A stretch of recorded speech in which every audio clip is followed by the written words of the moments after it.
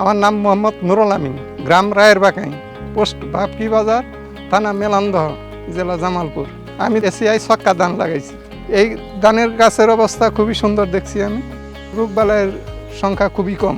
ACI ছক্কা ধানের গোছা 8 থেকে 10টা পর্যন্ত আছে।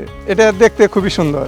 এসিআই ছক্কা ধান আমি আবাদ করছি, এটা এখনো ঝরে পড়ে নাই। সুন্দর ধান দেওয়ার জন্য এসিআই সিডকে ধন্যবাদ। এসিআই 6 জাতের ধান লম্বা ও চিকন। এই ধানের জীবনকাল 140 থেকে 145 দিন।